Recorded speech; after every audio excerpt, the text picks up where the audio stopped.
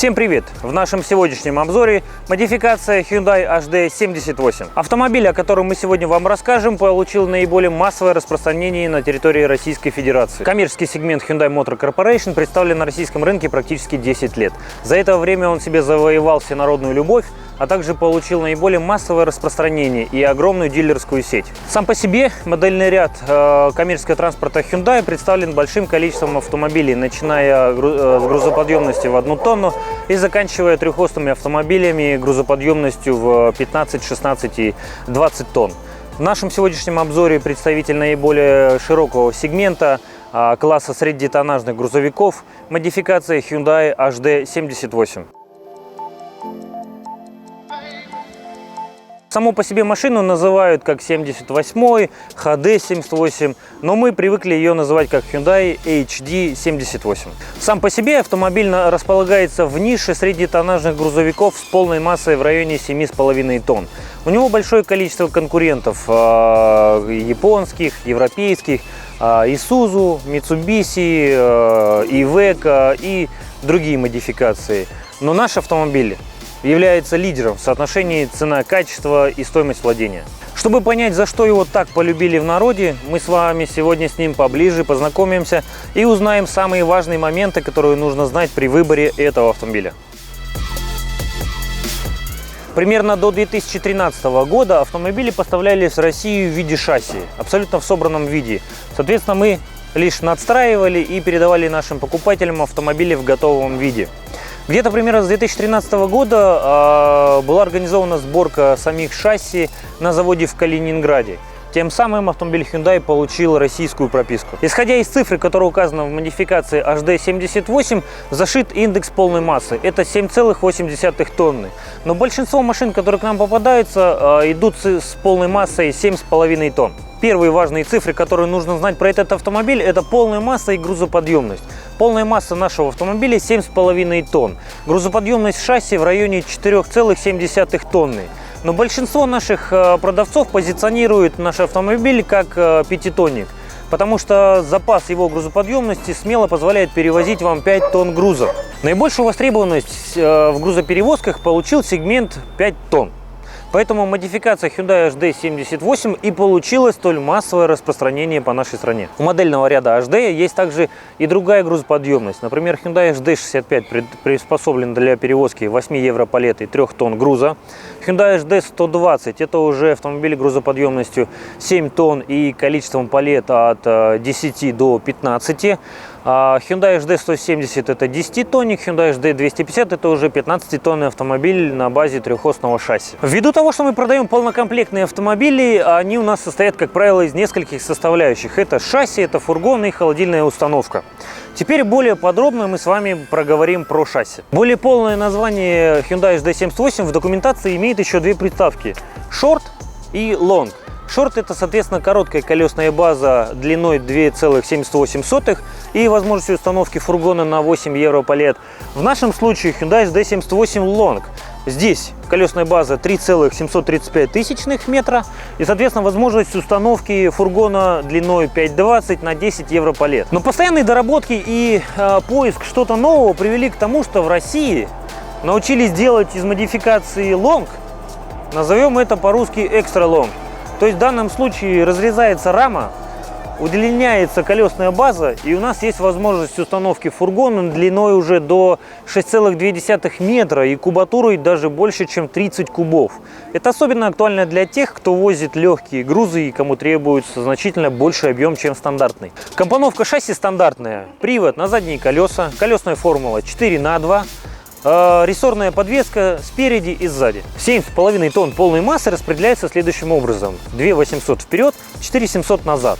Если вы устанавливаете какой-то легкий промтоварный фургон, у вас остается больше 4 тонн грузоподъемности. Если вы устанавливаете тяжелый фургон изотермический с рефрижераторной установкой, то в данном случае вы можете рассчитывать на грузоподъемность 3,5 тонны по ПТСу. Но так как есть небольшой запас по грузоподъемности, все смело возят 4,5-5 тонн. Напряжение бортовой сети модификация Hyundai HD78 24 вольта. Сами аккумуляторы, их у нас два, располагаются с правой стороны на раме. При эксплуатации в российских условиях, естественно, мы рекомендуем установить сюда ящик защиты АКБ. Слева от аккумуляторов располагается небольшой инструментальный ящик. Если такого ящика вам достаточно, то можете его эксплуатировать. Но если размеров этого инструментального ящика вам мало, мы можем вам установить на раму гораздо большего размера ящик. На задней оси устанавливаются сдвоенные колеса для обеспечения нужной грузоподъемности. Сама размерность одинакова что спереди, что сзади, что запаска. 7,5 R16. Сама запаска располагается по традиции под рамой в задней части автомобиля. Тормозная система, которая устанавливается на данное шасси, барабанного типа. Двухконтурная, с вакуумным усилителем тормозов, а также в соответствии с современными требованиями по безопасности оснащена системой АБС. Топливный бак объемом 100 литров располагается с левой стороны автомобиля, а также имеет механизм запирания крышки горловины. Недалеко от бака, также на левой стороне автомобиля, располагается фильтр тонкой очистки топлива с подогревом. По традиции для большинства грузовых автомобилей рядом с водительской дверью у нас располагается механизм открывания кабины. На нашу модификацию устанавливается один тип двигателя. Турбированный, дизельный, объемом 3,9 литра и мощностью 140 лошадиных сил. Крутящий момент при этом около 380 ньютон-метров. Серийно на шасси устанавливаются две кабины с индексом STD, ту, которую вы видите, и с индексом King Cab. King Cab – это дополнительное пространство за водительским и пассажирским сиденьем, небольшая форточка, а также возможность расположить в этом дополнительном объеме небольшое количество груза, сумок, документов и прочей поклажи. Так как автомобиль предназначен для перевозки на короткие расстояния, серийно не выпускается кабина со спальным местом. Поэтому наши умельцы в России предлагают установку либо надкабинного спального места, либо нижегородцы пошли дальше всех и сделали сзади полноценное спальное место. Но при этом идет потеря в длине фургона. Площадь остекления кабины довольно большая, поэтому и обзорность на высоте. Зеркала, которые здесь установлены, в настоящее время оснащаются функцией обогрева, что очень и очень актуально для России. Две базовые комплектации самой кабины, которые идут с завода, тоже имеют индексы STD и DLX. В стандартном исполнении мы имеем с вами регулируемую рулевую колонку, мы имеем с вами горный тормоз, мы имеем с вами, пишут в спецификациях, солнцезащитный козырек, хотя мне кажется, это само собой разумеющееся, а также обогрев зеркал, что идет уже вот, то есть в последних версиях. Комплектация DLX в данном случае отличается тем, что у вас будут электростеклоподъемники, у вас будет центральный замок, у вас будет стоять приемник, как в нашем данном случае, и передняя панель у вас будет сделана не под дерево, а цвета дерева. При всем при этом дополнительно в комплектации DLX также ставятся передние противотуманные фонари. Эта опция очень нужна. Если вы ездите на относительно длинные расстояния, то мы вам рекомендуем брать модификацию DLX, потому что именно в ней есть подрессоренное сиденье водителя, что даст вам возможность выдерживать более длительные расстояния, не перенапрягая вашу спину. При этом, при всем, в обоих модификациях, что STD и DLX, вы имеете возможность заказать кондиционер. Сейчас климат становится все суровее и суровее, поэтому наличие кондиционера очень важная вещь с точки зрения безопасности водителя. Сев на водительское место, что мы еще можем с вами отметить? Очень удобная посадка. Водительское кресло регулируется по длине вперед-назад, а также по углу наклона спинки. При всем при этом очень удобная, развитая боковая поддержка, и в нем комфортно сидеть. Большая площадь остекления кабины предлагает вам хорошую обзорность. Дополняет все это дело зеркала заднего вида, которые имеют также большую площадь и предоставляют хороший обзор. При всем при этом они регулируются исключительно вручную, но, слава богу, для России, как я говорил ранее, имеют функцию обогрева. Из систем активной безопасности, как я и говорил, есть только тормоза барабанного типа с АБС.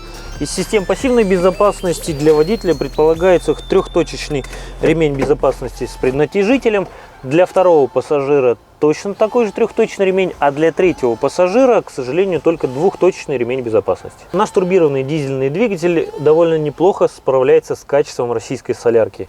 При этом он довольно мягкий, тяговитый и прекрасно работает с пятиступенчатой коробкой передач, которая серийно устанавливается на наше шасси. Сдвоенное пассажирское сиденье откидывается с помощью вот этого шнурочка. В данном случае здесь располагается домкрат, а также баллонник и монтажка. Само исполнение торпеды не претендует на роскошь, но при всем при этом все необходимое и удобное располагается именно на ней. С правой стороны есть небольшой, но вместительный бардачок.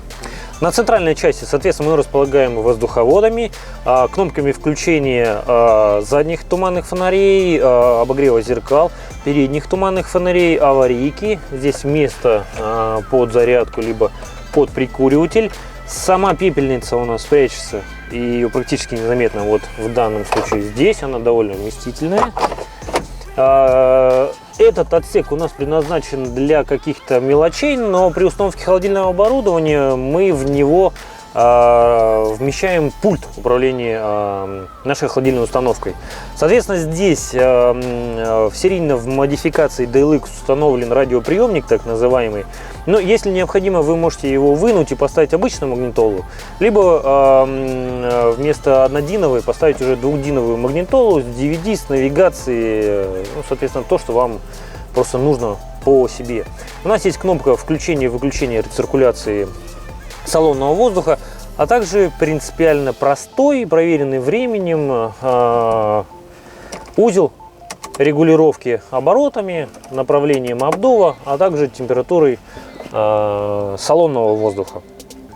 Щиток приборов, который располагается непосредственно перед водителем, располагает классикой: спидометром, тахометром, уровнем топлива в баке, температурой охлаждающей жидкости, спидометром с суточным пробегом, а также двумя блоками контрольных ламп, куда располагаются и поворотники, и ближний, и дальний, check engine, какие-то ошибки и информация, которая выводится, ну, то есть вам в режиме эксплуатации, который вам в случае чего необходимо. С левой стороны рулевой колонки находится рычаг регулировки угла наклона рулевого колеса, а также кнопка включения или выключения освещения в фургоне. С водительской стороны также у нас с левой части торпеды есть небольшое окошко спрятанное, где прячется бачок уровня тормозной жидкости. Значит, соответственно, аудиоподготовка, механические стеклоподъемники, небольшие кармашки для документов, а также удобная подножка и поручень для комфортного доступа в салон. Вот таким образом. С правой стороны у нас располагается бачок стеклоомывателя, расширительный бачок, а также огромный воздушный фильтр. Каждый раз мы вам рассказываем о том, что мы можем установить любой тип фургона. В данном случае это максимальная модификация, максимальное исполнение. Изотермический фургон из сэндвич-панели толщиной 80 мм предназначен для установки холодильного оборудования на глубокую заморозку. В данном случае фургон у нас нестандартный, оснащен дополнительной боковой дверью. В качестве обшивки используется пластик армированный, наружное обрамление анодированный алюминиевый уголок. Значит, проем боковой двери у нас из нержавеющей стали, фурнитура врезная, также выполнена из нержавеющей стали, чтобы вы могли на всю поверхность вашей бочины установить рекламу. Задняя рамка и фурнитура дверей у нас также выполнены из нержавеющей стали. Фурнитура дверей имеет механизм закрывания.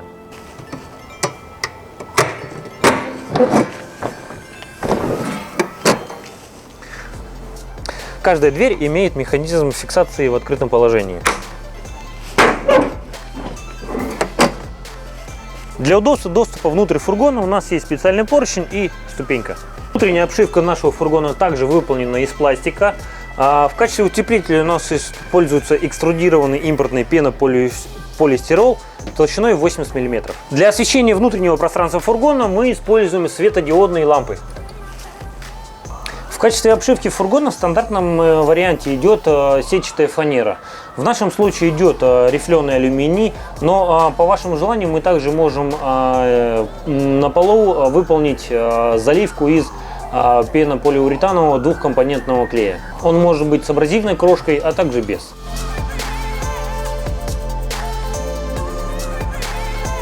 По пожеланию нашего заказчика этот автомобиль был доработан. Соответственно, мы установили боковую дверь. Она точно так же имеет механизм фиксации в закрытом положении. Ширина проема нашей двери 900 мм. В данном случае вы можете на каре сюда грузить палет шириной 800 мм. Для удобства доступа, соответственно, также выполнена имитация ступеньки на боковой защите. Можете использовать ее таким образом. К нашим доработкам можно также отнести и изготовление изотермической поперечной перегородки. Для чего она нужна? Наш заказчик, помимо того, что возит рыбу, сейчас предполагает возить и мясо. А так как это дело нельзя возить в одном объеме, мы были поставлены перед задачей изготовить два отсека. Соответственно, в данном случае эта перегородка позволяет вам делить общий отсек вашего автомобиля на нужные вам составляющие. Эта перегородка перемещается по длине, тем самым вы можете выбирать и регулировать необходимые размеры этого отсека ближе к водительской стороне, либо вот этого отсека ближе к дверям. Изотермические перегородки предназначены для того, чтобы делить отсек на нужные вам равные части, равные и неравные. В данном случае модификаций изобретено уже довольно приличное количество. Самый топовый вариант — это, значит, поперечная подъемно-сдвижная перегородка на импортных комплектующих. Каким образом она работает? То есть в статичном положении она находится постоянно под потолком. Когда она вам нужна, вы ее опускаете и имеете возможность также передвинуть на любое расстояние по длине фургона. Но она очень дорогая. Тем более с учетом нынешнего курса евро она стала стоить дороже практически в 2 раза.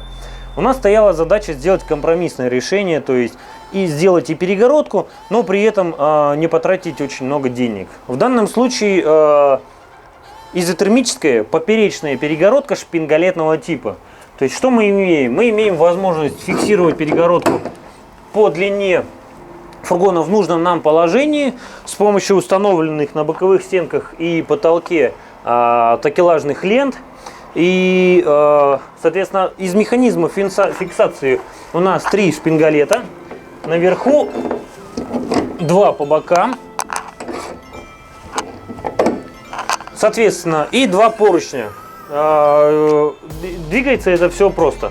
То есть вы видите, что в принципе одного человека достаточно для того, чтобы перемещать эту перегородку в нужном вам положении. Вот именно таким образом мы смогли достигнуть компромисса в соотношении цена-качество. Это что касается поперечных перегородок. Но в России пошли дальше. Есть и продольные перегородки. То есть она такого же шпингалетного типа располагается по всей длине фургона и имеет возможность вот эту оставшуюся часть, которая сзади,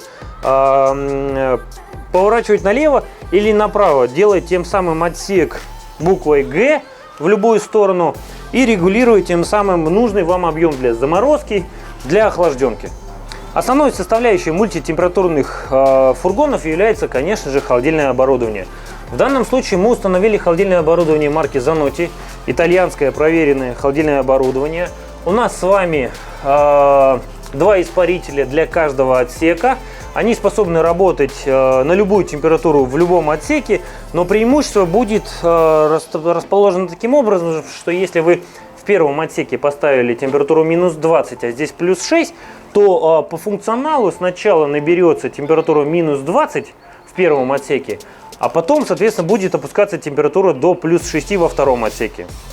То же самое наоборот. Если у вас здесь заморозка, то она сначала дойдет до нужной вам температуры, минус 5, минус 10, минус 20. Соответственно, потом подключится передний отсек, и он будет опускаться до температуры уже плюс 6. Само по себе использование изотермических перегородок возникла из необходимости в объеме одного автомобиля возить разнотемпературные грузы, либо разные по составу. Соответственно, и привело к тому, что один отсек у нас делается для охлажденки, другой отсек делается для заморозки. По большому счету, если у вас не такие жесткие требования к температуре охлажденки или, например, это бакалея, то мы можем вам классический объем фургона точно так же дооснастить уже имеющийся, дооснастить изотермической перегородкой с учетом установки испарителя на передней стенке.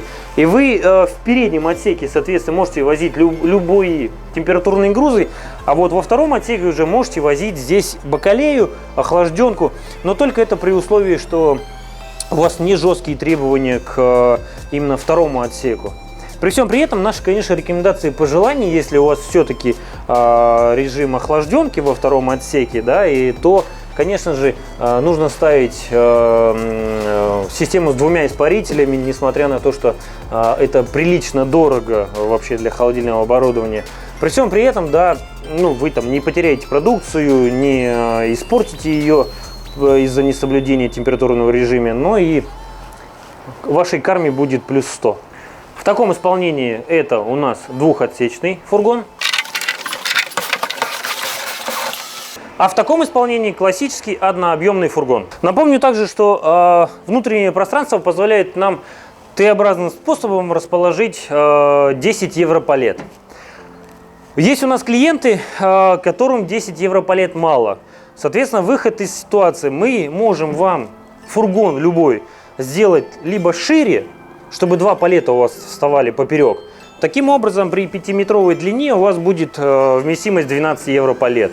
Но при этом возникает одна определенная проблема – это зеркала.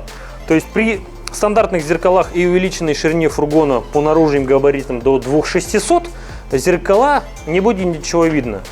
Но при этом, естественно, отдавая комплектный автомобиль, мы эти зеркала способны ножку увеличить, тем самым вы не потеряете свой функционал.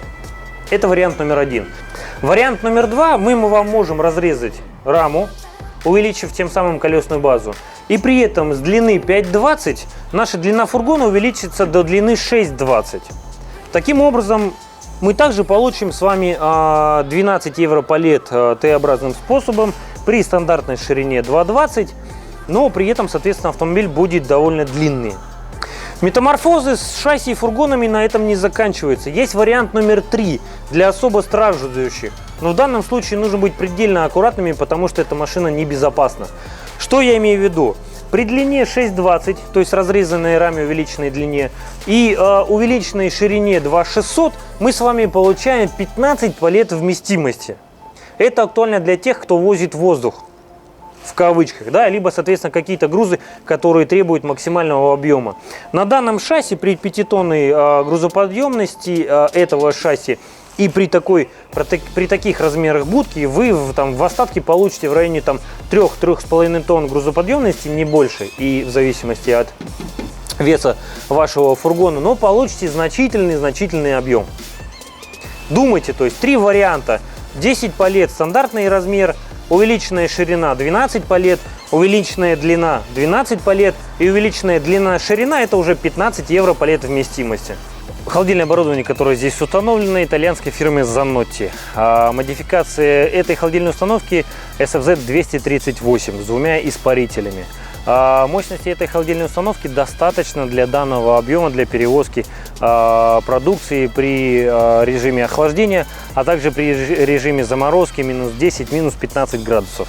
Один важный момент касаемо полной массы вам обязательно нужно знать. 7500 – это цифра, которая не позволяет вам в рамках Москвы въехать в пределы ЖД-кольца. То есть на МКАД и внутрь МКАДа до ЖД-кольца можно, а внутрь ЖД-кольца и на третье кольцо нельзя.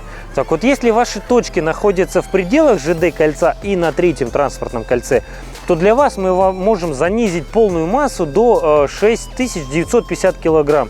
Тем самым вы избежите необходимости оформлять пропуска и сможете эксплуатировать этот же автомобиль аж до третьего кольца. Начинаем подводить итоги. Корейский автомобиль, который заслужил номинацию «Лидер» в соотношении цена-качество, стоимость владения. Очень длительное присутствие на российском рынке, самая развитая дилерская сеть и наличие запчастей, неприхотливость к нашей российской солярке, расход топлива в районе 17 литров на 100 километров, 10, 12 или 15 палет вместимости, 5 тонн грузоподъемности, возможность модификации, доработки различных вариантов на базе этого шасси. Гарантия на автомобиль 3 года, либо 60 тысяч километров с межсердечным интервалом 15 тысяч километров. Если по всем этим параметрам этот автомобиль вам подходит, то я рекомендую познакомиться с ним поближе.